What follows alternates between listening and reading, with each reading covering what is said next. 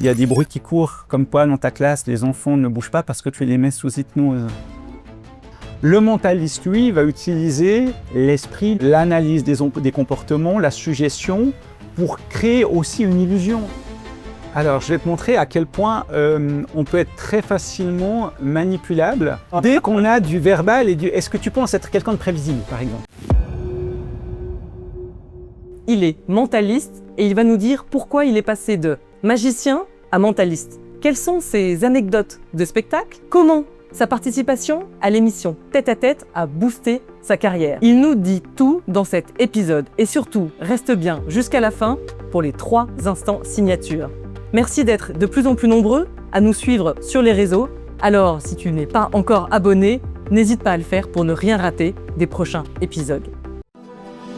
Écouter des parcours inspirants, c'est apprendre autrement. Alors laissez-vous inspirer. Bonjour Nicolas. Bonjour Agnès.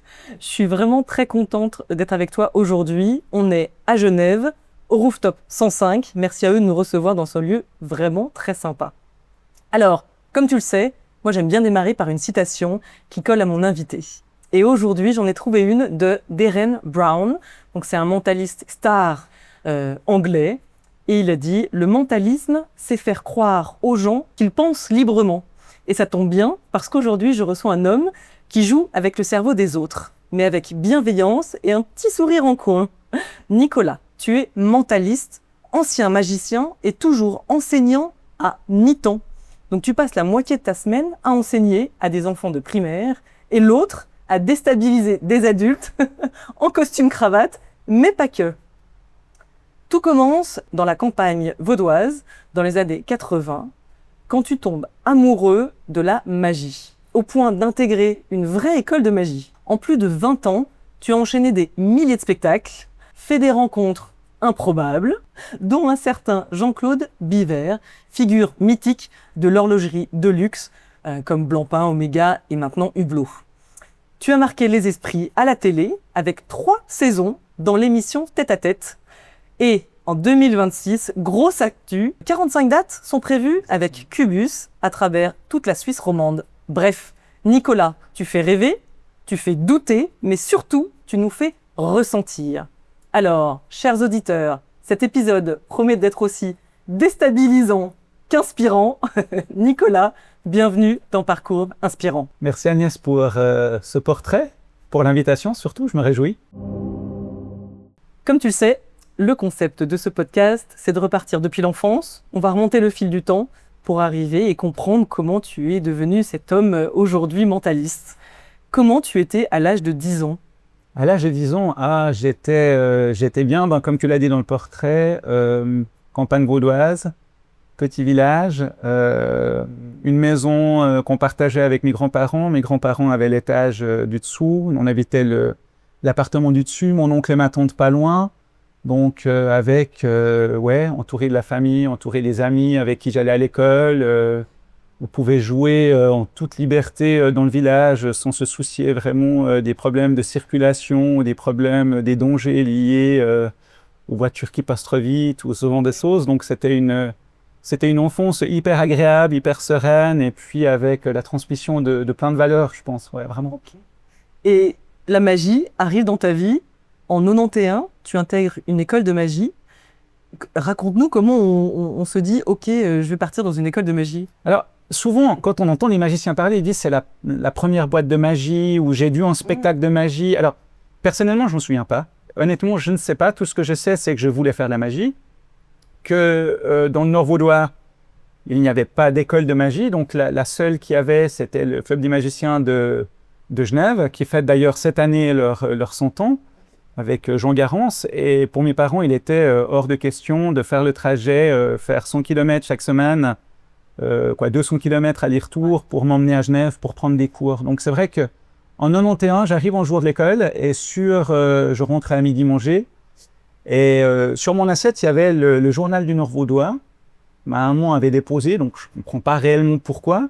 Elle me dit, vas-y, regarde. Et il y avait un cours de magie qui s'ouvrait à Yverdon. Donc j'ai débuté comme ça en m'inscrivant, c'était Serge Bombert, un ex-magicien star français qui avait fait une grande carrière sur Paris, parisien, qui ouvrait cette école et c'est comme ça que ça a démarré. Tu l'as même rencontré, hein, n'est-ce pas? De qui? Serge. Alors Serge Gombert était notre prof, donc Ok, du coup, c'était notre prof. ton Donc prof, du carrément. coup, on était avec lui, c'était lui chaque semaine, on était quoi, une petite vingtaine. Alors c'était drôle parce qu'il y avait deux cours, il y avait le cours, on va dire, officiel, Ouais. et puis généralement on se retrouvait après à 4-5 au restaurant, toujours avec Serge, on allait partager, c'était l'after en gros. Et puis je dirais que c'est surtout là où il achève vraiment un enseignement, on va dire, un peu différent avec des choses qui étaient peut-être... avec le recul, je dirais peut-être plus impressionnant et c'est vraiment là où j'ai appris vraiment ce qu'était l'illusion et comment faire pour créer l'illusion. Et tu me disais que c'est même donc c'est ton mentor. Pour toi, c'est vraiment celui à qui tu dois toute cette formation initiatique à la magie. Alors clairement, au niveau de la base, c'est clairement lui. Je veux dire, j'ai commencé par la carte magie, tout ce qui était manipulation, tout ce qui était après les rencontres avec d'autres magiciens. C'est vraiment Serge qui m'a introduit dans le milieu et qui m'a permis. Il y a la famille Maillard aussi. Alors, la famille Maillard, c'était les directeurs du cirque Helvetia. Alors là, c'était deux choses différentes. Il y avait d'un côté la magie et de l'autre côté le cirque. J'avais envie de faire du cirque aussi. J'aurais adoré partir. J'avais une amie qui était à l'école du cirque d'Annie Fratellini à Paris. J'aurais adoré, après l'école obligatoire, partir. Puis mes parents m'ont dit non, tu fais d'abord des études ou une formation initiale et puis après tu regarderas. Et j'ai eu la chance de faire des ateliers avec eux, puis après de faire toutes les vacances scolaires, les week-ends, je partais les rejoindre en tournée. Et puis voilà, donc il y avait vraiment le côté circassien et le côté magicien, la magie. Ouais. Et tu as fait aussi une école normale d'Yverdon, celle pour devenir enseignant. Parce qu'à un moment donné, il faut choisir. Voilà, tu finis l'école et mes parents me disent, tu veux faire quoi? Alors, magicien. Oui, alors d'abord le collège, le gymnase chez nous, donc je continue, c'était le gymnase.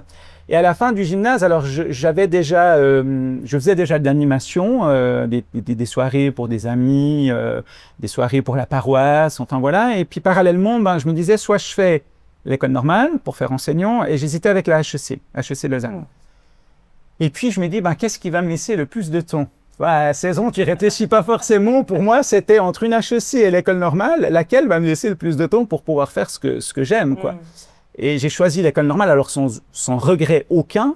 Mais c'est vrai, j'ai fait l'école normale et qu'après, je n'ai jamais fait l'école du cirque d'Annie Fratellini. Parce que, la vie a fait que j'ai fait de l'animation très rapidement, ça s'est enchaîné. Et puis, j'ai enseigné, j'enseigne et je fais du spectacle, de l'animation. Avant qu'on attaque évidemment la partie mentaliste, moi j'ai vraiment envie de tout savoir. Moi j'aimerais que tu nous expliques la partie que tu fais aujourd'hui en tant qu'enseignant dans l'école primaire, qui t'occupe 2 jours et demi par semaine. Exactement. Et voilà, est-ce que par exemple les personnes, les enfants, ils sont au courant que tu es mentaliste? Alors, je fais très attention au niveau des casquettes. J'ai plein de choses à dire à ce propos-là parce que il faut savoir que la magie, le mentalisme, dans certaines cultures, peut poser problème. Donc vraiment, pour moi, j'ai ma casquette d'enseignant, où je n'en parle pas. Alors de toute manière, comme les enfants se connaissent tous, ils le savent très bien, ils ont vu, les parents ont vu mon émission à la TV, donc on en parlait, donc ils le savent. D'ailleurs, un jour, mon directeur me dit, écoute, il faudrait que tu passes au bureau, il faudrait que je te parle de quelque chose. Et puis il me dit, voilà, il y a des bruits qui courent, comme quoi dans ta classe, les enfants ne bougent pas parce que tu les mets sous hypnose. Et je dis, non, mais je le fais. Et puis il me dit, non, alors je sais très bien, j'ai une confiance totale en toi, je sais que tu ne le fais pas, mais ça serait peut-être bien qu'en réunion de parents, tu puisses en parler et dire ce que tu fais justement pour enlever tout soupçon de... Donc voilà, donc non, j'ai vraiment ma casquette d'enseignant. Alors là, je viens de quitter une volière. Ils m'ont demandé à la fin, mais monsieur, ça fait 2 ans, est-ce que vous pourriez nous faire une expérience? Donc avant de les quitter, j'ai dit, ok, allez, je vous fais une expérience, on y va. Mais sinon, c'est vrai que je mélange vraiment pas les casquettes. Voilà, je suis enseignant, j'ai mon côté plus événementiel, mon côté indépendant à côté. mais je fais que les chemins restent bien chacun de... Mais j'imagine quand même qu'il y a des enfants qui doivent jouer un peu là-dessus ou se dire est-ce qu'ils font peut-être plus attention tout simplement à ne pas, je sais pas, à faire trop de bêtises parce qu'ils savent que tu as des yeux dans le dos, j'en sais rien. Ah mais je sais pas ça, je pense pas, non, j'ai pas l'impression. Non. Alors oui, ils jouent plus sur « Monsieur, vous avez un compte Instagram ? Monsieur, on vous a vu sur YouTube ?» Et moi je fais exprès, je joue avec ça, je n'ai pas du tout. Ah mais oui, je suis sûr que c'est vous. Et je dis, c'est mon frère jumeau, c'est mon frère jumeau. C'est mon... Je disais, mais non, il s'appelle Nicolas Berry aussi. Okay. Donc on joue là-dessus, mais c'est vrai qu'alors, au début, ils ne connaissent pas, on ne se connaît pas, donc voilà, je veux dire, soit ils ont 9 ans, ils partent, ils en ont 10, 11. Ça se fait au fil du temps et je joue là-dessus. Ouais. Okay. Et qu'est-ce que tu aimes le plus dans ton job de prof?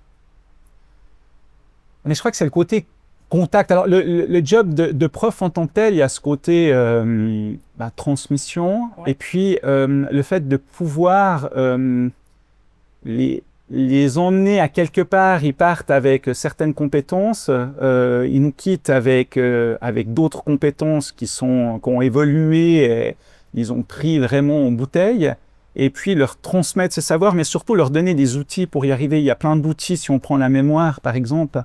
On entend des gens qui disent j'ai de la mémoire ou j'ai pas de mémoire, ça n'a rien à voir avec ça, c'est juste j'ai des outils pour mémoriser ou j'ai pas les outils. Donc c'est essayer de leur donner des techniques, leur donner des outils qui leur permettent d'être plus performants, de comment mémoriser, comment apprendre, comment retenir. Et le fait d'être mentaliste, il y a des choses que tu as appris et que tu arrives à transposer dans tes élèves? Ah oui, clairement. Okay. Ouais, j'ai eu la chance d'avoir deux professeurs au gymnase qui nous ont vraiment initié aux travaux de la Garandrie par rapport à la gestion mentale. Et j'ai trouvé que c'était un monde juste...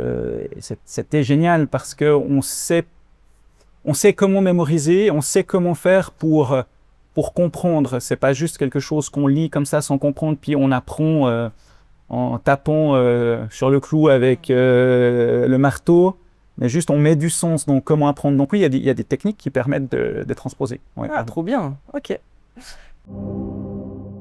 On va attaquer l'aspect mentaliste. Et donc, on l'a compris, t'as fait une école de magie. Oui. Donc, t'étais magicien. Oui. Et t'as basculé dans le monde du mentalisme. C'est quoi la différence entre les deux, si tu arrives un peu à nous aiguiller? Alors, pour moi, les mentalistes sont des magiciens. Ah. C'est-à-dire que quelqu'un qui viendrait prouver qu'il dit « je suis mentaliste », je suis connecté à des forces occultes, je ressens des choses. Pour moi, je dis le gars est un mytho. C'est-à-dire que pour moi, le mentaliste ou le mentalisme est un hyperonyme c'est une boîte à outils avec à l'intérieur une palette de techniques différentes, avec des techniques qui sont employées aux arts de l'illusion, avec des techniques qui viennent du monde du développement du développement personnel, de l'hypnose. Alors, clairement, je dirais le magicien, lui, va utiliser des cartes, va utiliser des objets, va utiliser, je ne sais pas, des élastiques, un billet de banque, des pièces pour créer une illusion. Le mentaliste, lui, va utiliser l'esprit, le comportement, l'analyse des comportements, la suggestion, pour créer aussi une illusion. Donc, on est sur deux mondes de l'illusion, mais qui sont des illusions, on va dire, plutôt concrètes avec des objets, et de l'illusion qui est plutôt immatérielle avec l'observation, avec la suggestion, voilà. Mais ça reste, avant tout, le mentaliste reste quelqu'un, un homme de spectacle qui fait du divertissement, vraiment. D'accord, donc ta formation de magicien, tu l'utilises aussi, enfin ça t'a développé des compétences qui sont toujours valables quand tu es dans le monde du mentalisme. Et ok. Clairement. Alors, je dirais que je me suis éloigné de plus en plus. Tous les potes magiciens, quand on se voit, j'ai des amis très proches qui sont magiciens, on rigole toujours parce qu'on ne fait pas du tout le même job et nos intérêts sont très différents. Donc, on dit toujours avec cet ami qu'on n'a pas de concurrence parce que clairement, lui, ce qu'il fait ne correspond pas du tout à ce que je fais, etc. Mais il y a des techniques que j'utilise encore, que j'ai acquises en tant que magicien, clairement. Est-ce que une des choses, par exemple, les enfants vont être plus attirés par la magie que le mentalisme, j'imagine? Tout va dépendre de l'âge. Ok. Tu prends un enfant de 6 ans, ouais. Tu lui demandes de penser à quelque chose, c'est normal. C'est normal que je puisse lire dans son esprit. Oui, il se dit pas que c'est... Il se dit pas, ben non, parce qu'il n'y a encore pas toutes les barrières et le raisonnement qui se dit, non mais comment il a fait, c'est pas possible, il y a quelque chose qui joue pas. Donc je pense que pour un enfant plus petit jusqu'à 10 ans, 9 ans, 10 ans, quoique 9 ans, mes élèves ont 9 ans, ça fonctionne très bien. Le côté disparition, apparition, le côté coloré, et peut-être, il y a peut-être plus de waouh qu'il est capable de recouvrir un peu moi, la tête. Typiquement, il discute un peu avec mon fils qui a donc 10 ans, Oui. un petit peu des personnes que je vais interviewer, et je lui ai dit que j'allais voir un mentaliste. Alors déjà, il ne savait pas ce que ça voulait dire. Donc je lui ai dit, ah mais attends, c'est aussi un magicien. Et là, les étoiles dans les yeux, là il comprenait ce que ça voulait dire. Mais je pense que effectivement ça c'est une grosse distinction par rapport à l'âge de l'enfant. Bien. Écoute, moi ce que je te propose, c'est qu'on fasse un petit vrai ou faux sur l'univers mentaliste. Ça marche? Je te suis. Allez. 10 questions entre vérité et idées reçues. Alors, vrai ou faux? Un mentaliste peut réellement lire dans les pensées. Faux. Là, faux dans le sens où, actuellement, par exemple, je suis incapable de dire à quoi tu penses. Et personne ne pourrait dire à quoi tu es en train de penser. Le mentaliste va pouvoir observer les comportements, va pouvoir guider les gens pour donner l'impression de lire dans les pensées, mais il est incapable, je suis incapable de lire dans les pensées de qui que ce soit. Donc, deuxième question, un mentaliste, c'est dangereux parce qu'il peut manipuler les gens. Ça pourrait, si c'est utilisé à mauvais escient. Ah oui? Oui. Ah ok. Ah oui, clairement. Ok. Oui, parce qu'on a des outils qui nous permettraient de manipuler quelqu'un et lui faire croire certaines choses qui ne sont pas la réalité. Donc, je dirais, oui, ça pourrait. Ok. Si on n'a pas un discours clair, ça pourrait, clairement. Troisième question, le mentalisme est un don. Faux. C'est du travail. Il existe des écoles de mentalisme? Faux. Ok. Plutôt magie. Plutôt magie avec des spécificités après derrière le mentalisme. Mais en tout cas, ici en Suisse, je ne connais pas de club de mentalistes qui pourrait former les mentalistes. Il y aura des clubs de magie, mais pas des clubs de mentalisme. Ok. Est-ce qu'un mentaliste, un bon mentaliste, peut deviner mon code PID? Oui, vrai. Tous les mentalistes font de l'hypnose. Non, faux. Non. Non. C'est un... Non, c'est un outil, c'est en fonction de nos envies, de notre curiosité. Donc non, pas tous les mentalistes qui font de l'hypnose. Le mentalisme, c'est surtout une question d'observation. Vrai et faux. L'observation fait partie de nouveau d'un outil, de technique. Ça dépend beaucoup de l'approche du mentaliste en tant que tel. Qu'est-ce qu'il va privilégier dans sa manière d'aborder le mentalisme. Ok. Le mentaliste a des complices dans le public lors de spectacles. Faux. Alors ça, vraiment, c'est faux. Ah. Il y a beaucoup de gens qui pensent que, mais pas du tout. Pas mal, hein, cette question. Ouais, là, elle est bien. Donc, il faut la remettre dans le contexte. D'ailleurs, après l'émission, il y a beaucoup de gens qui m'ont vu en live, qui m'ont dit « Ah ouais, c'est cool de vous voir en live ». Parce qu'on pensait qu'avec la télévision, c'était des complices, que les invités étaient briefés avant. Donc voilà, non, faux, personne n'est complice dans le public. C'est fatigant d'être mentaliste parce qu'en fait, on est en permanence en train d'analyser les gens. Faux. Non, parce que si on est tout le temps là-dedans, on finit avec un trouble obsessionnel compulsif et tu finis avec pas le psy, quoi. Donc non, faux. Ça va être la dernière question, on est déjà à la 10e. Un mentaliste peut réussir à faire oublier des informations dans la tête de quelqu'un. Alors, oui, en utilisant l'hypnose. Ah, par exemple, tu pourrais, je m'appelle Agnès, tu pourrais faire en sorte que dans ce moment où on échange, je ne me rappelle plus comment je m'appelle? Oui. Ah oui, ça tu pourrais. Alors, je ne pourrais pas le faire comme ça, c'est-à-dire que maintenant, je ne pourrais pas te faire Agnès, tu oublies ton prénom. Okay. Mais par contre, si je sais que tu es réceptive à l'hypnose, si avant qu'on commence à enregistrer, je te mets sous hypnose et que je te fais une suggestion d'amnésie de ton prénom, en disant, ben voilà, maintenant, à chaque fois que je te demanderai ton prénom, il sera pour toi impossible de le retrouver, impossible de le verbaliser, ben clairement, en maintenant cette suggestion, tu pourrais, tout le long de l'enregistrement, ne plus souvenir de ton... Waouh. Donc toi, tu maîtrises l'hypnose. Je maîtrise l'hypnose, oui. Ok, c'est une technique que tu as appris. C'est une technique que j'ai appris, que j'utilise dans mon spectacle de scène. Je suis en moment d'hypnose, donc oui, totalement. Ouais. Et si je reviens juste sur cette notion de don, tu n'as pas de don.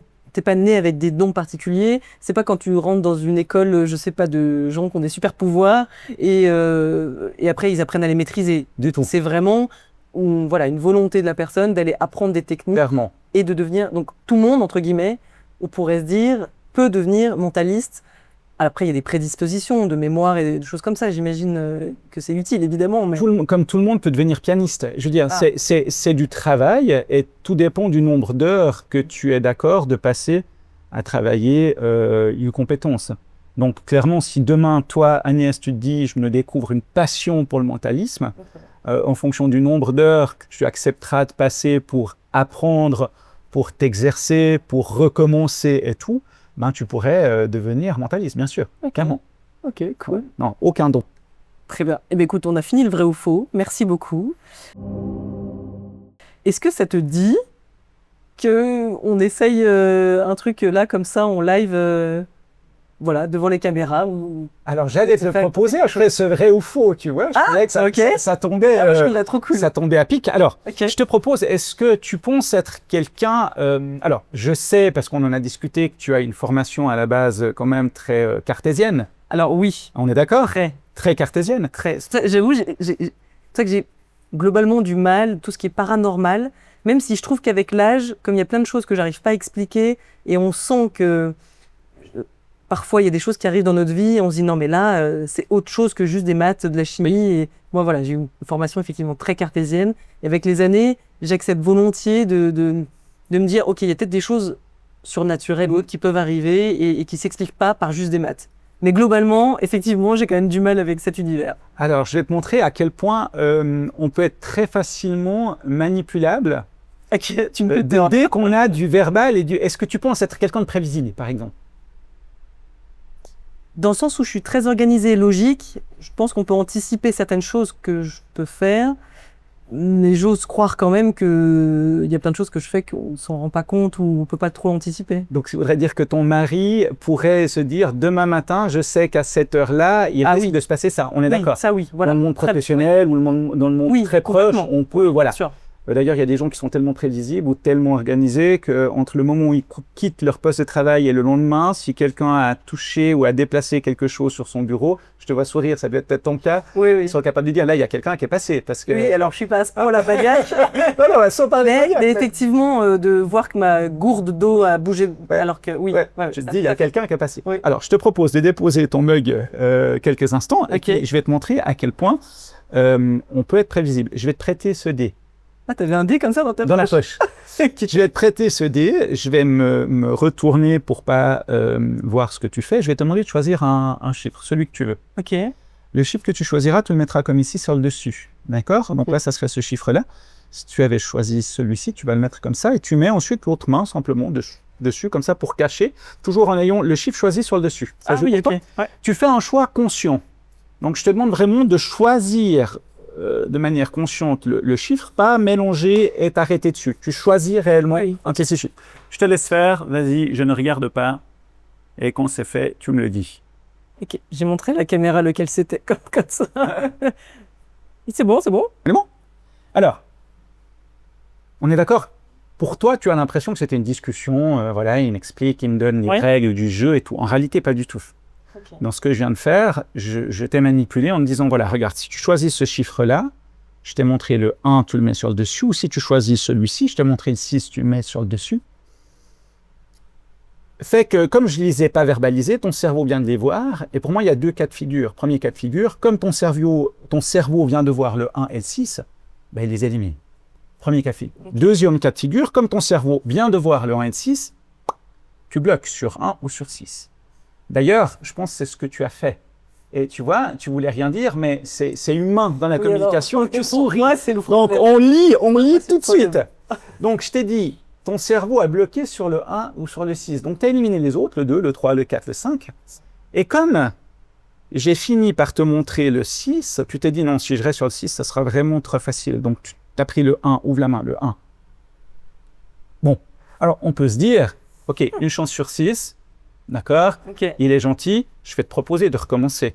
Donc, en choix conscient, je me retourne, tu choisis un chiffre, tu le mets sur le dessus. Je t'en prie, quand tu veux. Je prends celui que je veux, celui que tu veux.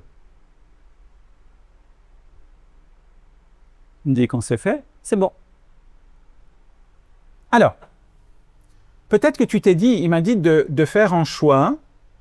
Il ne m'a pas demandé de faire un autre choix, donc je reste sur le 1. Chose que tu n'as pas faite parce que généralement, quand je commence l'accroche de cette phrase, les gens rigolent. Donc, je sais que tu as réellement changé de chiffre. Maintenant, j'ai utilisé une technique qui est la négation. Le cerveau humain n'entend pas la négation. Si tu demandes à un enfant, tu dis à un enfant ne va pas sur la route, il va où? Oui, je pense à y aller. Oui. Reste sur le trottoir, reste à côté de moi. Voilà.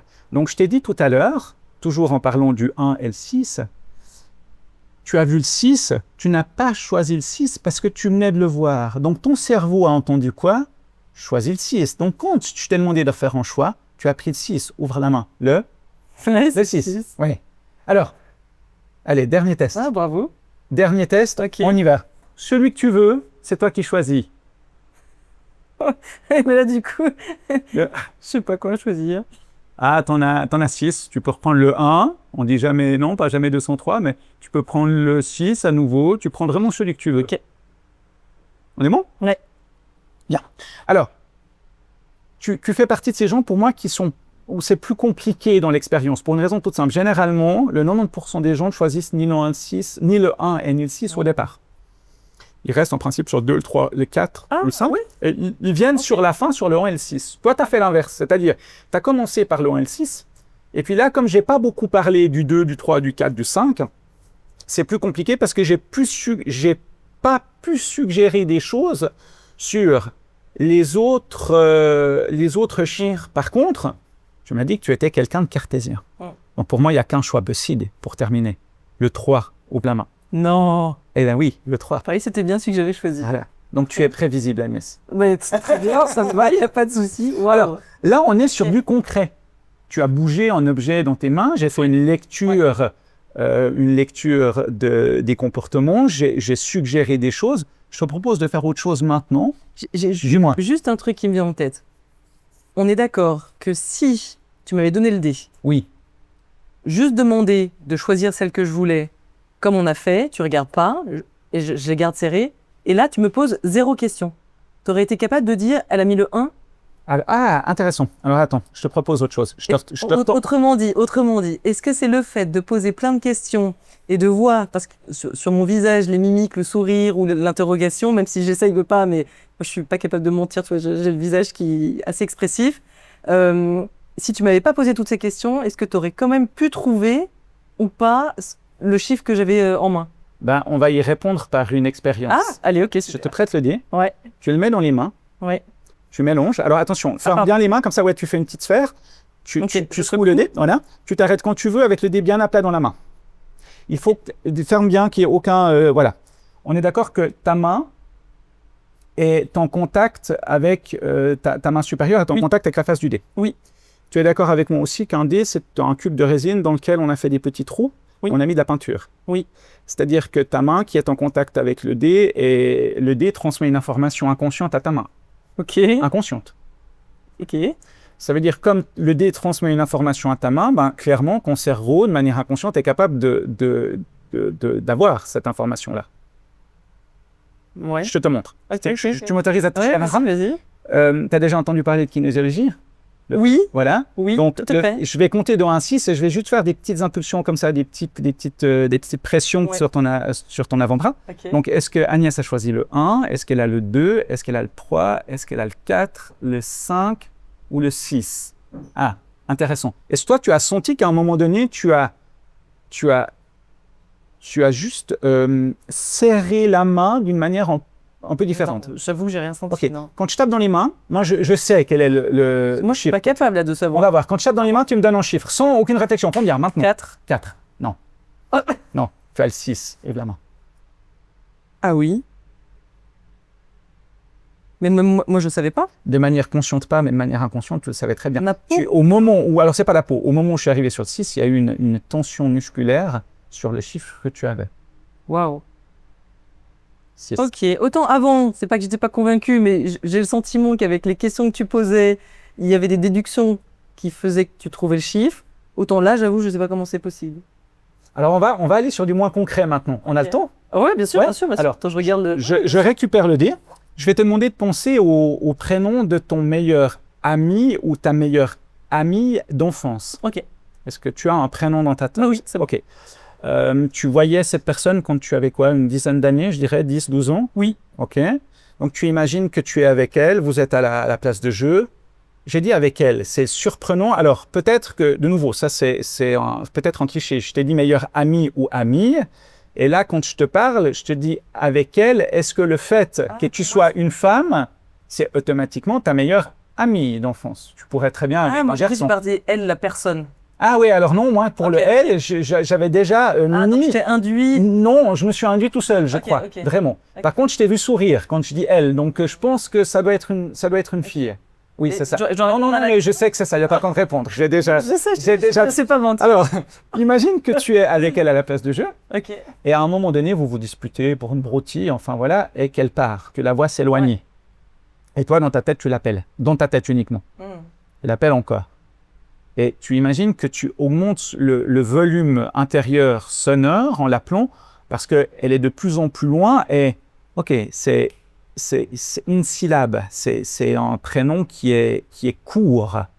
Appelle-la encore, oui. Il y a un son qui claque comme ça pour commencer. Vous savez, comme le T, comme le... Mais c'est pas le T.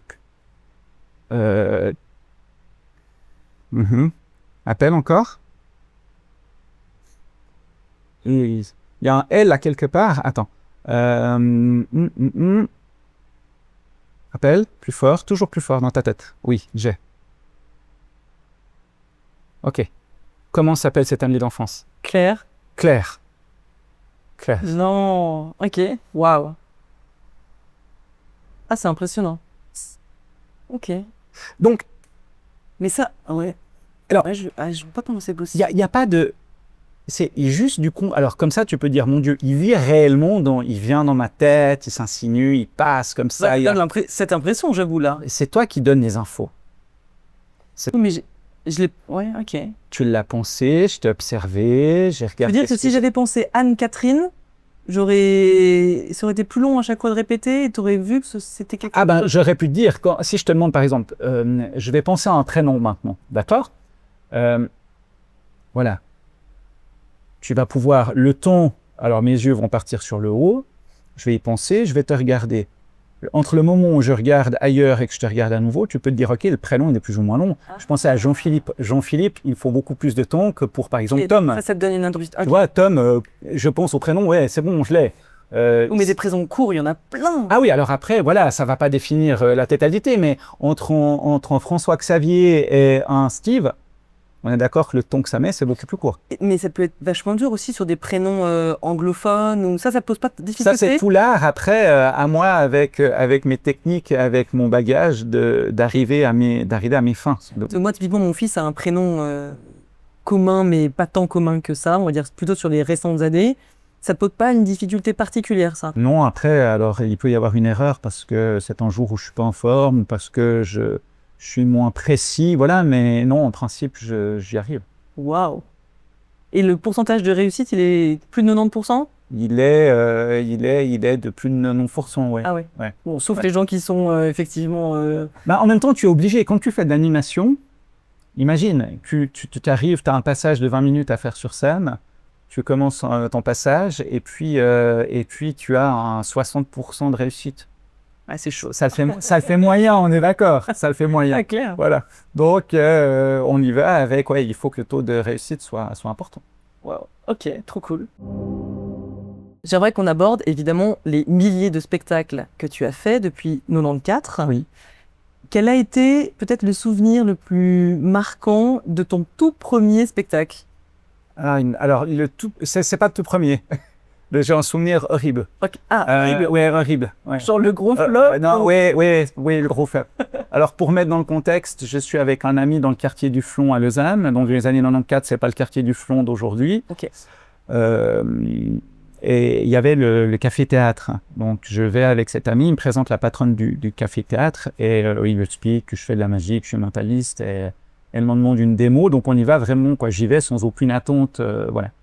Je lui fais une démo et à la fin, elle me dit, mais vous savez, je suis comme un enfant de Père Noël, quoi. J'ai les yeux qui brillent. Elle prend son agenda et elle me dit, tu viens quand? Et je lui dis, comment ça? Je lui raconte, il me dit, ouais, il faut que tu fasses une soirée ici, c'est génial. Génial. Et je lui dis, ben top. Et moi, j'avais l'habitude de faire ce qu'on appelle du close-up, donc du passage aux tables. Hein, Ok. Tu passes d'une table à l'autre et puis tu performes aux tables. Et là, je lui explique, je lui dis, ben je viens, mais je fais du close-up. Elle me dit, oui, mais mon fils voudra que tu fasses de la scène. On dit 15 minutes de scène, 15-20 minutes de scène. Alors je dis, bon, ok, je monterai en numéro de scène, 15-20 minutes de scène. Par contre, j'aurais besoin d'un micro. Donc elle me dit, oui, pas de souci, on a le micro, on a tout ce qu'il faut. Donc on fixe la date, j'arrive sur place. Et je commence avec des close-up, donc tout se passe magnifiquement bien. Et à un moment donné, à 22h30, 22h, je monte sur scène. Et là, je réalise que mon micro, moi je voyais le micro VHF sans fil, quoi. C'est un micro avec fil. Ah mince. Et que sur la scène, il y avait des petites lampes, comme ces lampes de chevet, tu sais, sur toute la bordure de la scène qui étaient devant les tables.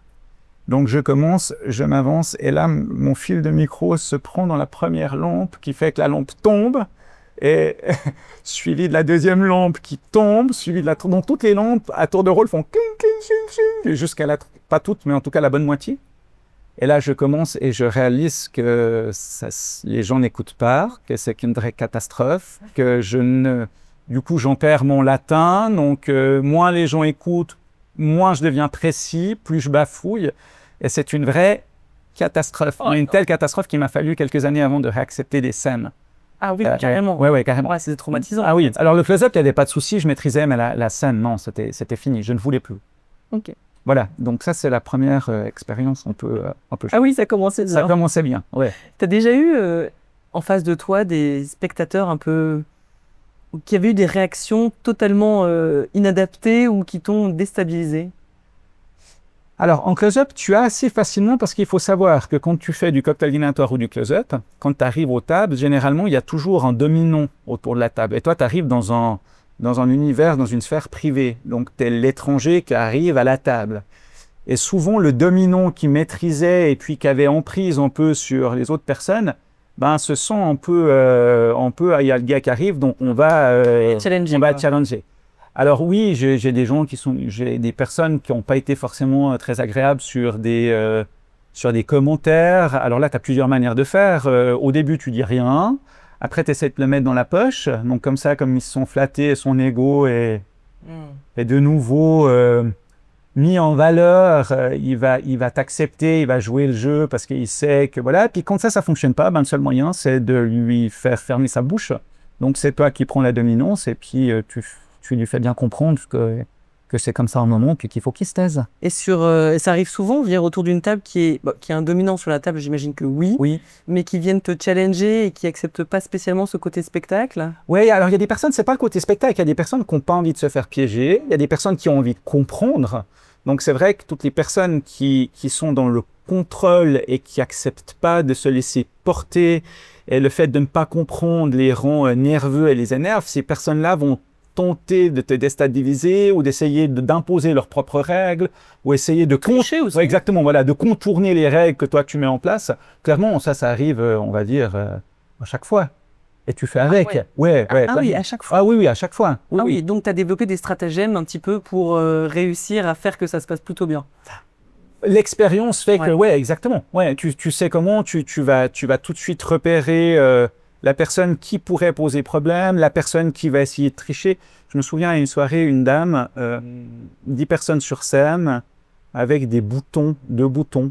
Et il y a une personne qui perd les boutons dans le groupe. Donc on a 10 personnes alignées sur scène avec la main tendue comme ça. Et mon but, c'est de retrouver... celui qui a la couleur blanche ou noire. Exactement, les deux personnes qui ont les boutons. Donc j'identifie très rapidement les deux personnes qui ont les boutons. Et à un moment donné, je vais vers la première personne, je dis « Madame ou Monsieur, vous avez le bouton rouge. Madame ou Monsieur, vous avez le bouton noir. La dame avec le bouton rouge ou la main, j'ai le bouton rouge. Et la dame avec le bouton noir, elle me dit « J'ai pas le bouton. » Je lui dis « Comment ça, vous n'avez pas le bouton ?»« Vous avez le j'ai pas regardez, j'ai pas le bouton. » Et en réalité, pendant que je parlais, elle avait changé de bouton de main, donc elle l'avait mis dans l'autre main et ouvrait. Elle me disait qu'elle n'avait pas le bouton. Alors, elle s'est fait piéger elle-même parce qu'il y avait 200 personnes dans la salle qui avaient vu qu'elle avait changé de nom. Donc là, tout le monde a dit oui, elle a le bouton. Et puis voilà. Donc, il y a des gens qui essayent. Oui. Ah oui, ça. Ouais, c'est régulier. Puis même, c'est frustrant pour toi parce que il y a toute une pratique derrière. Tu es très carré professionnel, donc c'est vrai que c'est. Ben, tu essayes. Moi, je pars c'est une confiance en temps implicite. Oui. Voilà. Puis les gens sont là quand même pour se détendre. Enfin, c'est aussi l'idée d'aller à un spectacle, c'est d'accepter aussi cet univers. Donc. De jouer le jeu. Oui, mais il y a des gens qui sont là pour me piéger. Ben, clairement, j'ai eu 3 ans, t'en as parlé dans l'intro, 3 ans de TV. Oui. Il y a plein d'invités qui sont venus là dans le but, et ils le disaient clairement en fin d'émission, quand les caméras s'arrêtaient, je suis venu pour vous piéger. Ah oui. Voilà. Waouh. Ok. On va revenir après. Oui, on y reviendra très volontiers. Ok. Et t'as été confronté à d'autres choses dans tes spectacles inattendus, parce que t'as quoi, plus de 20 ans Ouais, 30 ans même. 30 ans. Ouais, Ah, putain, putain. c'est gentil, merci Agnès. Le mentalisme maintient. C'est ça, exactement. Est-ce que t'as eu Ah oui, il y a eu plein de choses. Alors, au niveau de l'organisation de la salle ou de moments de malaise de mon côté, je me souviens en 2006, parce que c'est l'année où est née ma fille, ça faisait plusieurs mois, voire plusieurs années que je courais après une manufacture horlogère de haute horlogerie à la Vallée de Joux, et j'ai le contrat. Donc je me retrouve une soirée où j'ai le contrat. Donc je faisais un moment sur scène pendant la plénière après le discours du CEO.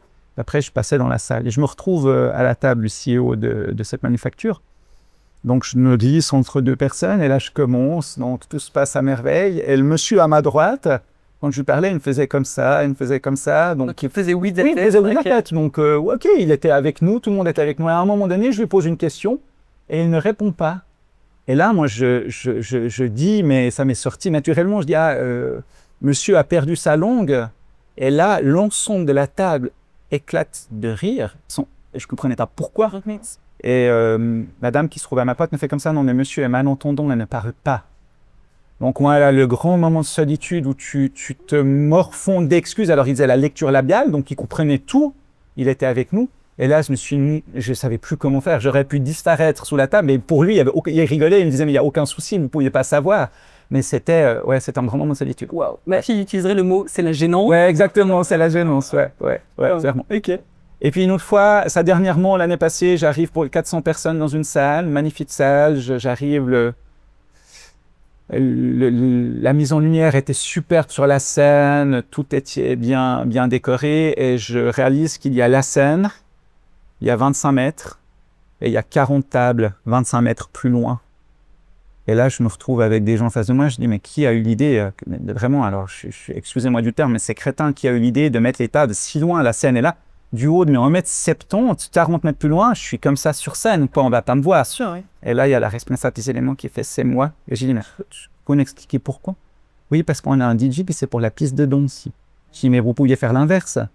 Oui, mais on veut mettre le DJ sur scène. Je dis, mais vous avez invité Kebab Sinclair ou bien? Parce que pour le mettre sur scène, vous mettiez les tables devant la scène, la piste de danse derrière, le DJ à une table ou même sur scène. Donc voilà, et tu t'adaptes constamment à des situations, même si tu les prévois, à des situations imprévues. Ouais. Voilà. Est-ce que tu peux nous raconter le fameux pari que tu as fait avec un pote et cette rencontre avec Jean-Claude Biver? Alors, j'ai un ami qui a une boutique. Ils vendent des montres de seconde main. Ok. Et un jour, en discutant, tout ça, je lui dis, écoute, je vais rencontrer, alors là-bas, c'était, je vais manger avec Jean-Claude Biver. Il m'arrête, Jean-Claude Biver, c'était dans les années 2005, il venait de reprendre Hublot, on le voyait partout, il me dit, mais Jean-Claude Biver, je ne peux pas aller manger avec Jean-Claude Biver. Et puis, je lui dis, ben écoute, on lui fait ce pari-là.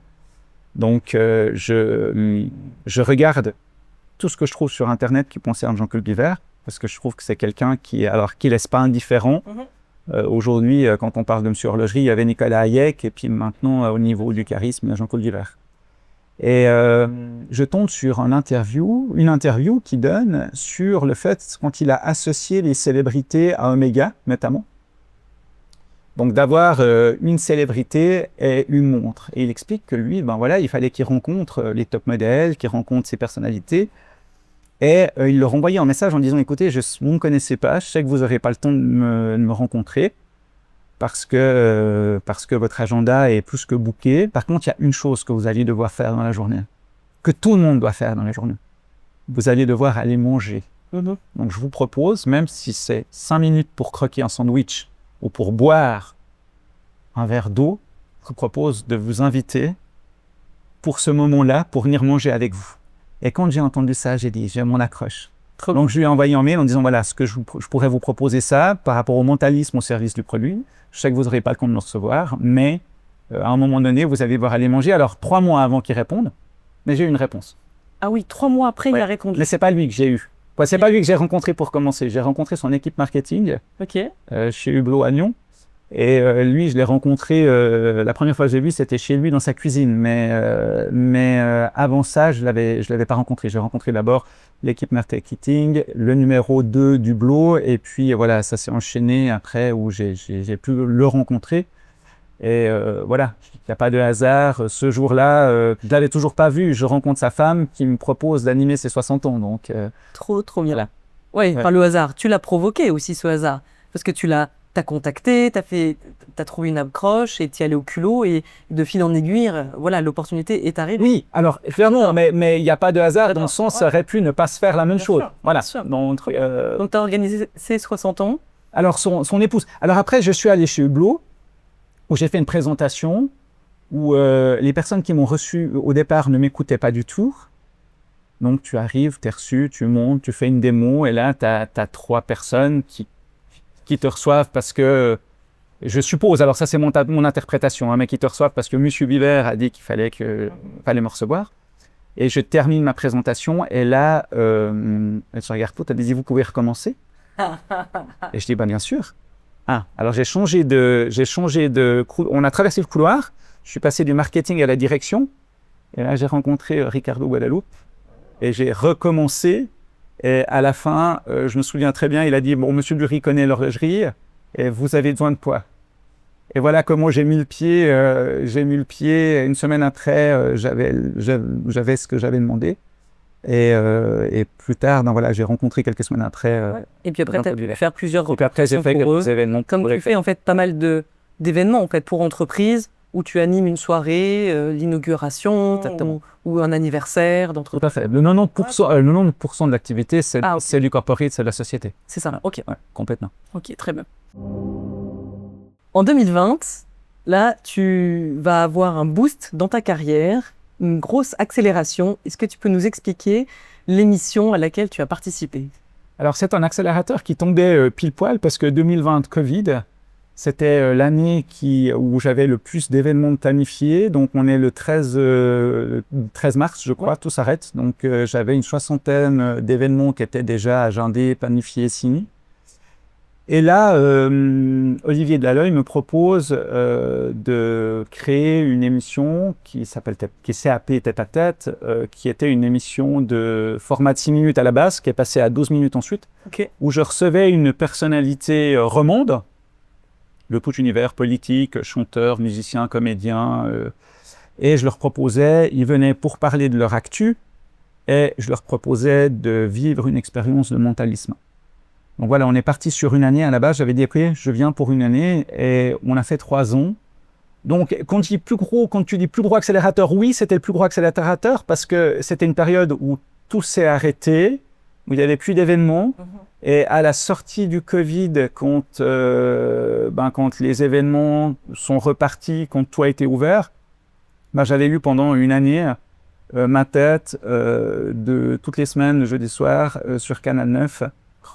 Donc voilà, je dirais que il y a un ami comédien qui disait, ce moment-là a permis d'instaurer Nicolas Dury, mentaliste. Et voilà, c'était une expérience géniale. J'ai eu beaucoup de plaisir à le faire avec des rencontres superbes, avec des invités qui se laissaient faire, avec des invités qui menaient la pompe piégée, avec des invités qui étaient...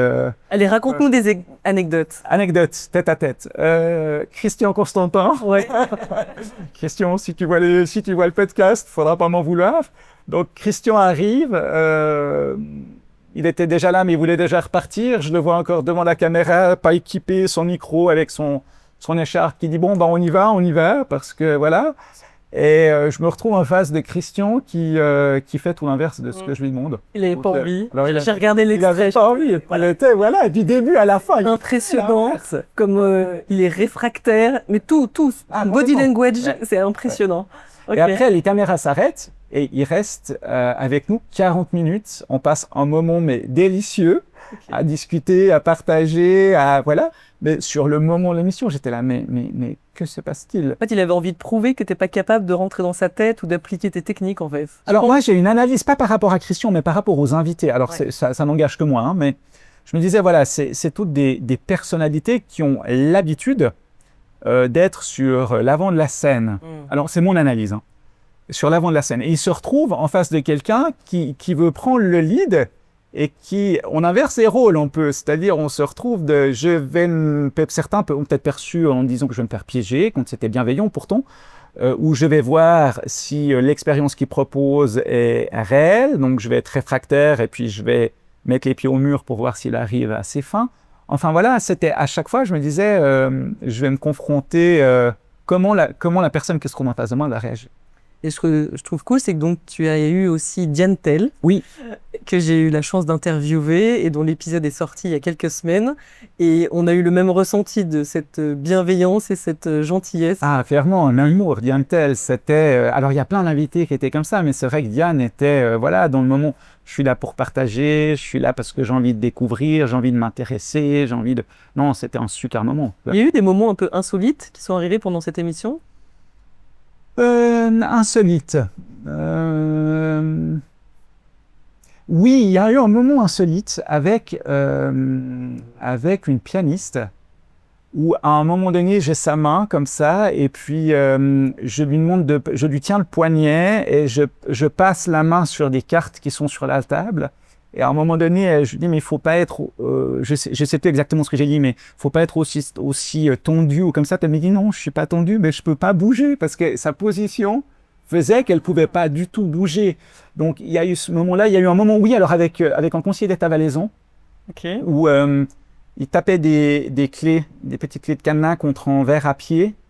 Et j'étais retourné et j'écoutais le son que faisait la clé contre le verre. Et il tapait tellement fort qu'à un moment donné, le verre a explosé dans ses mains. Oui. Le verre a explosé. Voilà, ce genre de puissance choses. du mentalisme. La puissance du mentalisme, ouais. Ah ouais, sympa. Et puis c'est pas coupé ou... Il s'est pas coupé, on a dû retourner parce que c'était du one shot. Donc c'est vrai que l'enregistrement, l'invité arrivait, je le rencontrais le jour même, il arrivait sur le plateau, action, on enregistrait et fin. Et pour garder l'esprit de surprise ou l'effet, pouvait pas recommencer, donc voilà. Et pourquoi ça s'est arrêté? Ça s'est arrêté parce que, alors c'est ma volonté, D'accord.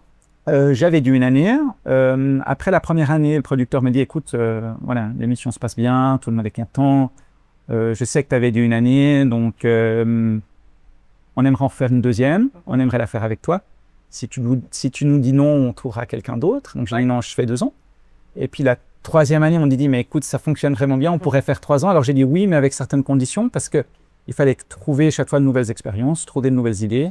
Oui, Et puis voilà, c'était 2 idées, 2 expériences par invité. C'était 3 enregistrements sur un après-midi, donc ça veut dire 6 expériences.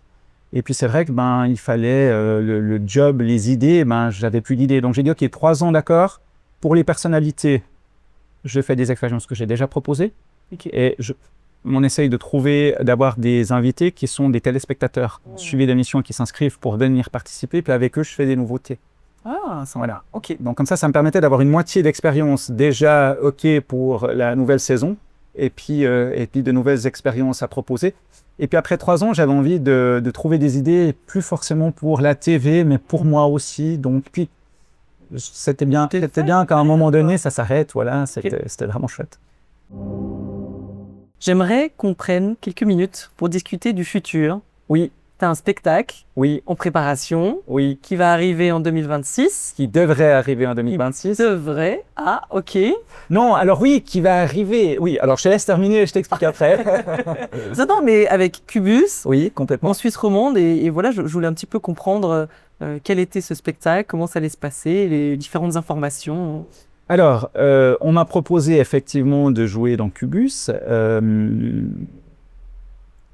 dans 3 villes différentes en Suisse romande. Pour commencer, Morges, alors, sous réserve de Morges, Sion ou Martigny et Fribourg Ok. pour 2026. J'ai écrit un spectacle. Donc, Cubus est une salle, on va dire, polyvalente, qui va se déplacer avec 360 degrés d'écran LED, donc en immersion totale. Et voilà, le spectacle est écrit. Ça, c'est un peu une première parce qu'on n'a encore pas communiqué. J'espère qu'ils m'en voudront pas que je communique, mais je pense pas. Le Oui, j'espère qu'il y a- Non, je pense pas. Je pense pas. Ok. Je poserai la question. Non, on pose pas la question. Non, je pose pas la question. 45 dates en principe. Et puis, alors je dis devrait parce que, ben voilà, qui dit spectacle et gros spectacle dit budget de création. Qui dit budget de création dit gros montant. Et c'est vrai que ben, je découvre un monde où tout à coup, ben, pour créer un spectacle, il faut le financer. C'est des gros montants. Et puis, quand tu arrives, pourtant, je connais beaucoup de monde et que tu frappes aux portes en disant, voilà, j'ai besoin de sponsoring pour créer un spectacle.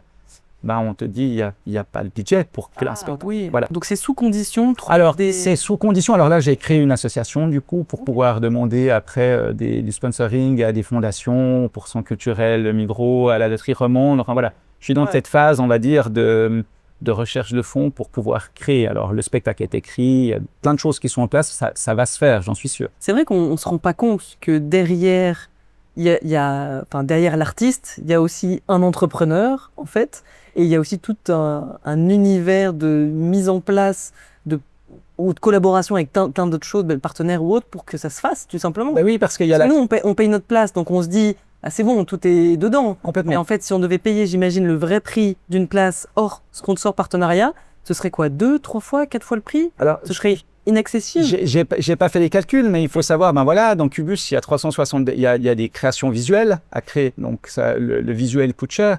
Il y a la création lumière, il y a le metteur en scène, il y a le graphiste, publiciste pour tous les visuels, il y a tous les accessoires, le matériel. Donc, ça monte vraiment à des sommes. Quand tu fais le calcul, tu dis, ah ouais, j'avais pas imaginé qu'on arriverait à ces montants-là. Ok. Donc, mais comme d'habitude, je sais que ça se fera. Et puis, Donc là, le spectacle, il est écrit. le spectacle est écrit. Moi, je me demande, tu le testes avant? Je sais que tu as 2 enfants. Oui. Tu testes parfois les spectacles sur eux ou sur l'entourage avant Alors, je teste les expériences. Ouais. Je teste Alors, il y a certaines expériences que je vais mettre dans le spectacle que je teste maintenant en corporate. Donc, je prends des nouvelles choses que je teste pour voir en disant, OK, ça fonctionne. C'est vraiment chouette. Ça, c'est encore pas top. Je pense qu'il faut que je l'amène d'une autre manière. Donc, je rôde certaines choses maintenant. Et puis après, ben, il sera testé après en live. Ouais, exactement. D'accord. Ouais. Ok, trop cool. Ouais, donc je me réjouis, ouais. Ben, tu viendras voir, je t'inviterai pour, Ah bah écoute, avec pour le plaisir, spectacle. carrément. Oui, très volontiers. Ah ouais, carrément, trop cool.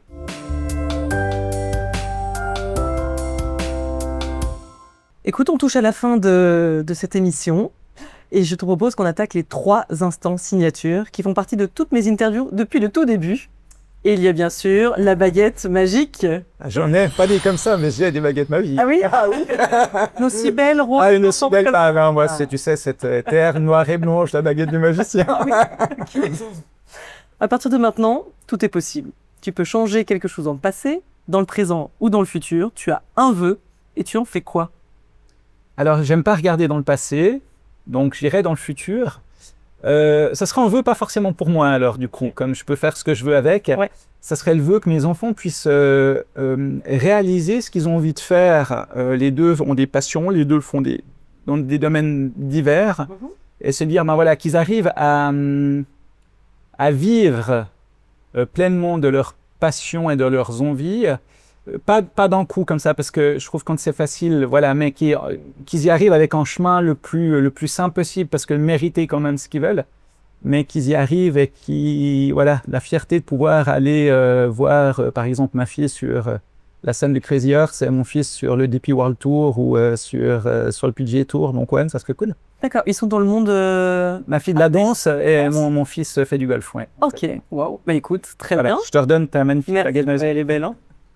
On va attaquer le deuxième instant, l'instant tac au tac. C'est une dizaine de questions où il faut répondre rapidement. Ok, Ok. Et moi, à chaque fois, je tape sur la sonnette. parfait. C'est parti. C'est parti. Quelle est ta citation que tu te répètes tous les jours? Demande-le à l'univers, l'univers te rendra. Si tu pouvais décrire ton parcours en un mot, tu choisirais lequel? Linéaire. Quelle est la chose la plus surprenante que les gens ne savent pas sur toi? Ah, j'ai eu des tocs. Ah oui? Quoi? Ah, la porte d'entrée de l'appartement pas fermée. J'étais capable de refaire 20 km, j'avais contrôlé 40 fois et remonté parce que j'étais sûr que ça s'était ouvert entre deux. Ouais. Oh, c'est chiant ça.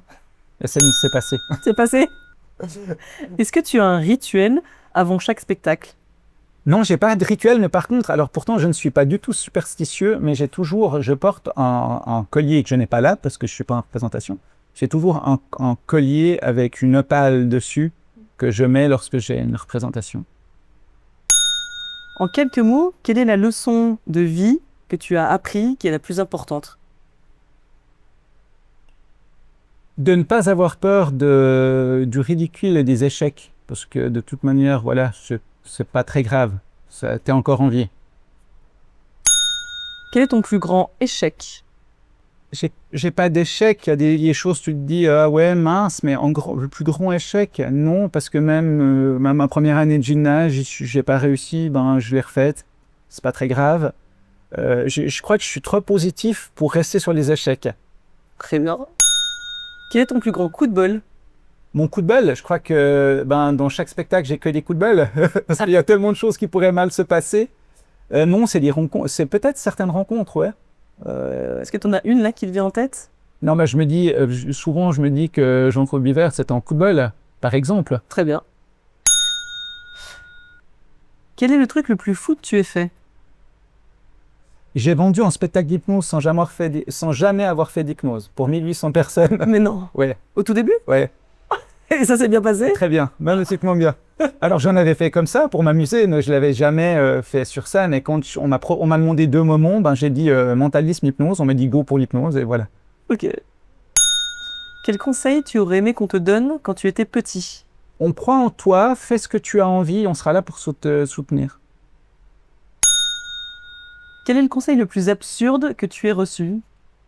Non, alors parfois, alors oui, parfois quand tu sors de scène, t'as des gens qui font pas de magie ou qui font pas de mentalisme, qui font pas de scène, ils disent t'aurais pu faire ça comme ça ou t'aurais pu.